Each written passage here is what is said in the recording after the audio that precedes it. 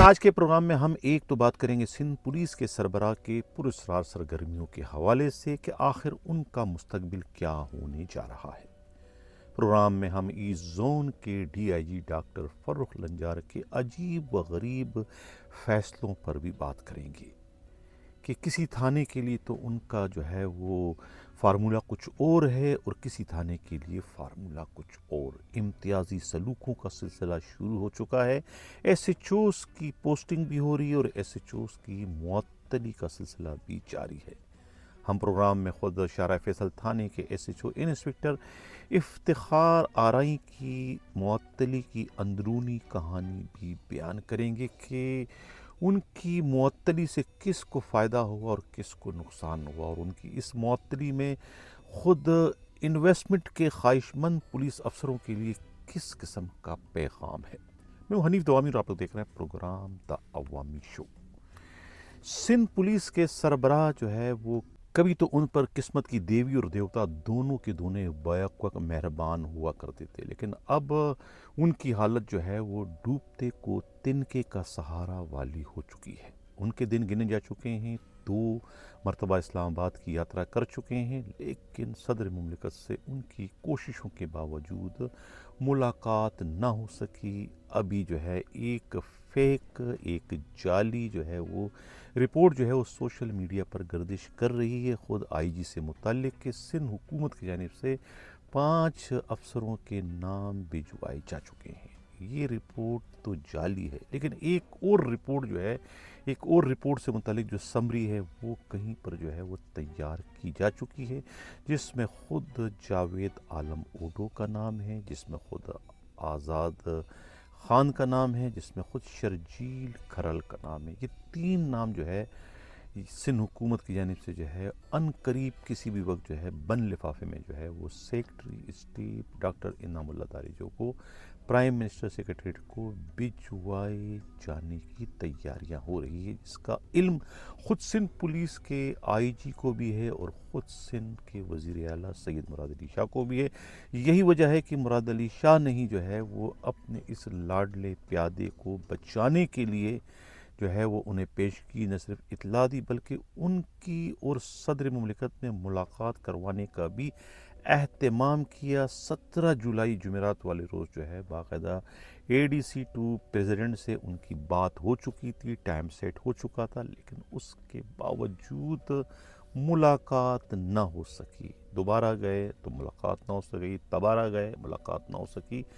معلوم یہ ہوا کہ صدر مملکت ان سے ملنا ہی نہیں چاہتے ہیں، مطلب ہے کہ فیصلہ ہو چکا ہے، اب کوئی کمپرومائز نہیں ہو سکتا، کوئی صلح صفائی کی گنجائش کا خاتمہ ہو چکا ہے۔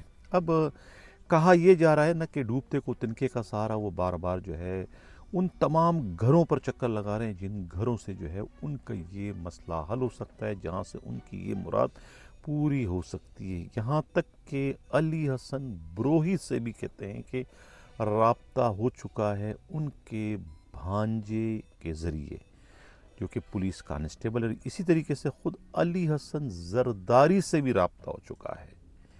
علی حسن بروہی کے ذریعے تو صدر مملکت کو مینیج کرنے کی کوشش کی جا رہی ہے، اور خود علی حسن زرداری کے ذریعے فریال تالپور صاحبہ کو مینیج کرنے کی کوششیں ہو رہی ہے۔ کہا جا رہا ہے کہ اس میں لین دین کی بھی جو ہے مبینہ طور پر بات ہو چکی، کچھ لے دے کر جو ہے وہ انہیں صرف 4 مہینے یا 5 مہینے یعنی ریٹائرمنٹ تک جو ہے 31 دسمبر تک جو ہے انہیں آئی جی سندھ کی پوسٹ پر جو ہے کام رہنے کا موقع دیا جائے۔ اس کے لیے ہاتھ جوڑ کر جو ہے وہ منتیں ترلے کی جا رہی ہے۔ یہ اطلاعات خود بلاول ہاؤس میں براجمان جو ہمارے نمائندہ خصوصی ہے پیپلز پارٹی کے تھنکر، سیاسی تجزیہ نگار، دانشور یعنی کہ گرو جی کی اطلاع ہے کہ یہ اس وقت اس معاملہ اس نہج کو پہنچ چکا ہے کہ سندھ پولیس کے آئی جی جو ہے وہ اس وقت بہت مشکل میں آ گئے ہیں۔ اپنی ڈوبتی ناؤ کو بچانے کے لیے وہ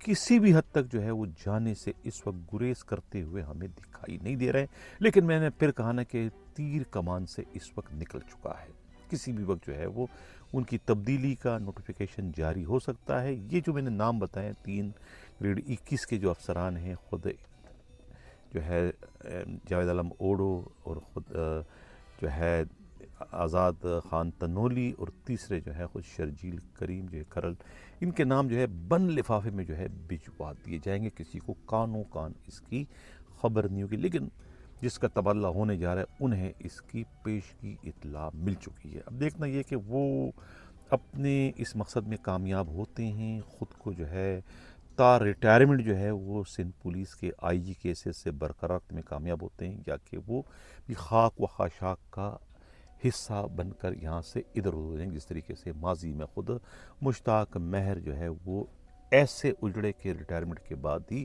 وہ گھر سے باہر نکلے. تو یہ صورتحال کہیں خود قابل احترام سندھ پولیس کے آئی جی غلام نبی میمن کی نہ ہو جائے، جس کے آثار بہت زیادہ ہمیں اس وقت دکھائی دے رہے ہیں. میری ان کے ساتھ مکمل ہمدردی ہے کہ وہ ریٹائرمنٹ تک جو ہے وہ آئی جی سندھ کے حیثیت سے اپنے فرائض سر انجام دیتے رہے، کیونکہ زیادہ عرصہ اب نہیں ہے، یہ 4 ساڑھے 4 مہینے باقی رہ گئے. تو اگر یہ مزید آئی جی کے حیثیت سے یہاں پر وقت گزاریں گے تو کیا قیامت آ جائے گی، کیا تباہی مچ جائے گی. جو تباہی مچانی تھی، جو بربادی ہونی تھی سندھ پولیس کی، وہ بہت پہلے ہو چکی ہے، خود ان کے ہاتھوں، مشتاق مہر کے ہاتھوں، اے ڈی خواجہ کے ہاتھوں. تو اگر ان کے ہاتھوں ہو جاتی ہے تو کیا فرق پڑتا ہے سندھ پولیس کا. تو یہ اس وقت صورتحال ہے سندھ پولیس کے آئی جی غلام نبی میمن کی. دوسری جانب ہم بات کریں گے جو بھانجے ہیں رشتے میں وزیر داخلہ کے، یعنی ای زون کے ڈی آئی جی فاروق لنجار. انہوں نے تو ایک انی مچا دی ہے، پورا کا پورا ملیر ڈسٹرکٹ جو ہے وہ ایک انسپکٹر کے حوالے کر دیا ہے،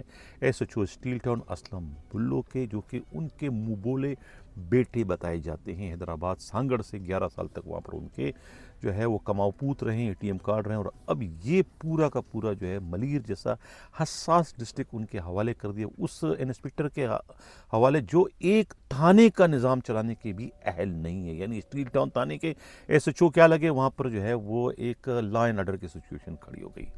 یعنی کہ بڑا افسوس سے مجھے کہنا پڑتا ہے کہ ڈاکٹر جو ہیں وہاں S S P Malir Abdul Khaliq Pirzada, جو سابقہ ایس ایچ او کے لیے لکھتے ہیں کہ ان کے پیریڈ میں جو ہے وہ لا اینڈ آرڈر تھا اور بدامنی تھی اور یہ تھی وہ تھی. تو یہ تو ابھی 24 گھنٹے بھی ان کو نہیں ہوئے، انہوں نے کون سے وہاں دودھ اور شہد کی نہریں بہا دیں. ان کے خلاف کارروائی کون کرے گا، انہیں شوکاس کون دے گا؟ کیا ہمت جرت ہے عبد الخالق پیرزادہ میں کہ ان کو بھی دے سکیں، یا کہ صرف دوسروں کو جو ہے وہ انتقام کا نشانہ بنانے کا فن ہی یہ لوگ جانتے ہیں. بہرحال یہ جو ہے اب ڈی آئی جی ایسٹ جو ہے وہ اب ان کا فارمولہ جو ہے وہ امتیازی سلوک، ایک تھانے کے لیے کوئی قانون، دوسرے تھانے کے لیے کوئی قانون. شارع فیصل تھانے کے ایس ایچ او فیصل گل کو کیوں سسپینڈ کیا؟ کیونکہ ان کا جرم یہ تھا کہ انہوں نے وکیلوں کی خلاف جو ہے وہ ایف آئی آر درج کی تھی، وکیلوں کے مدیت میں جو ہے وہ ایف آئی آر درج کی تھی، وکیلوں کی مدیت میں. جبکہ ڈی آئی جی کا حکم تھا کہ کوئی وکیلوں کی دادرسی نہ ہو، وکیلوں کے کہنے پر کوئی ایف آئی آر درج نہیں ہوگی، بالکل بھی نہیں ہوگی، ان کے ساتھ سوتیلی ماں کا سلوک ہونا چاہیے، یہ ان کا آرڈر تھا. تو یہاں پر تو جب اس نے مقدمہ درج کر دیا فیصل گل نے قانون کے مطابق، آئین کے مطابق، تو ان کو تو جو ہے وہ مقدمہ درج کرنے کی پاداش میں جو ہے وہ انہیں سسپینڈ کر دیا.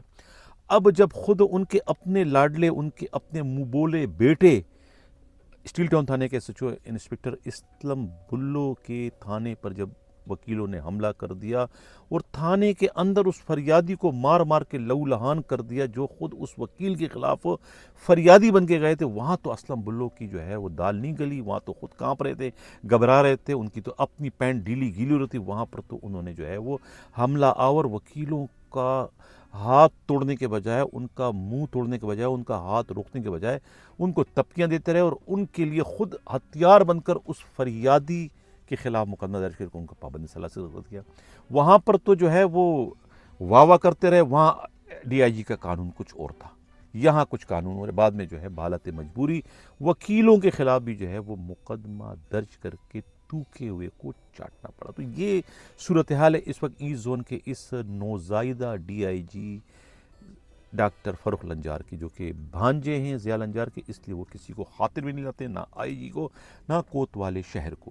اب آخر میں بات کریں گے افتخار آرائی کی معطلی. کل کے پروگرام میں نے کہا تھا کہ انہیں جو ہے وہ خود ڈی آئی جی نے پسند نہیں کیا، لیکن ایسی بات نہیں ہے، اس کی اصل کہانی آج سامنے آئی ہے کہ یہ ان کا پرانا کارنامہ تھا وہاں کا خود ساحل تھانے کا.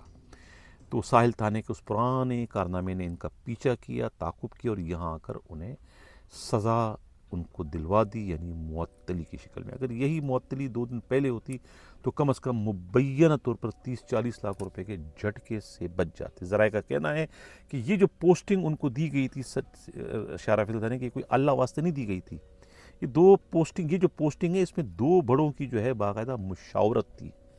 2 بڑوں کی مشاورت تھی. حیرت کی بات ہے کہ ان پر آئی جی سندھ کی چھاپ لگی ہوئی ہے. آئی جی سندھ کے گڈ بک میں ہے. آئی جی سندھ ہی کی طرف سے ان کی ہمیشہ پوسٹنگ چلی آ رہی ہے. ساحل تھانے میں بھی آئی جی سندھ کی ہی ریکمنڈیشن پر انہیں ایس ایچ او لگایا گیا تھا. لیکن اب کے بار جو ہے انہوں نے وہ چینل استعمال نہیں کیا، بلکہ دوسرا چینل، دنیا داری کا چینل استعمال کیا، کیونکہ پوسٹنگ دینے کو تیار نہیں تھا. یہ پوسٹنگ انہوں نے اپنی کاوشوں سے جو ہے وہ جاوید عالم اوڈو اور خود فروخ لنجار کی باہمی مشاورت سے جو ہے وہ شارع تھانے کے ایس ایچ او لگے. کہتے ہیں کہ 30 سے 40 لاکھ روپے مبین طور پر جو ہے وہ دونوں جگہ پہنچائے گئے، تب جا کے جو ہے وہ ایس ایچ او بھی لگایا، وہ بھی صرف 24 گھنٹے کا. آرڈر کی سیاہی بھی خشک نہیں ہو پائی تھی کہ پیچھے سے وہ سسپینشن کا آرڈر ہے. وہ سسپینشن کیوں کیا انہوں نے؟ حالانکہ قصور ان کا نہیں ہے، اس میں قصور ڈیوٹی افسر کا ہے، اس اے ایس آئی کا ہے جس نے وہ ایف آئی آر درج کی. ایف آئی آر کس کے خلاف درج کی؟ وکیلوں کے کہنے پر جو ہے وہ خود ڈی ایچ اے کے جو ہے کرنل اور دوسرے جو ہے میجر وغیرہ کے خلاف ایف آئی آر درج کی، جس پر جو ہے آئی ایس آئی حساس ادارے جو ہے اور دوسرے جو ہے سیکورٹی فورسز کے بڑے افسران مشتعل ہو گئے کہ ان کے ہوتے ہوئے ان کے اسٹاف کے خلاف یہ جھوٹی ایف آئی آر، وہ بھی دہشت گردی کی، درج کرنے کی جرت ہمت کیسے کی. حالانکہ یہ ایف آئی آر منع کی تھی خود افتخار آرائی نے، اور اے ایس آئی سے کہا تھا کہ ان کا 154 کا بیان لے کے جب تک وہ انہیں اپروول نہ دیتے کوئی ایف آئی آر درج مت کرنا. وہ اپروول وہاں سے لی نہیں. کہتے ہیں کہ میں فون کرتا رہا، ایس ایچ او کا فون بنتا، لہٰذا پھر وکیلوں کا پریشر پڑا کہ آپ ایف آئی آر کر دیں. جب ایس ایچ او نے کہا تھا وہ ایف آئی آر انہوں نے درج کر دی، اور ایف آئی آر جو ہے درد سری کا باعث بنی. پہلے اے ایس آئی سسپینڈ ہوئی، جس کے بعد ان کا ٹرانسفر یہاں پر ہو گیا، تو بعد میں انہیں جہاں شارع فیصل تھانے کے ایس ایچ او ہوتے ہوئے انہیں معطل کیا. اگر یہی معطلی 1 دن پہلے ہوتی، 2 دن پہلے ہوتی، وہ شریف النفس انسپکٹر جو ہے 35-40 لاکھ روپے کے جھٹکے سے بچ جاتے.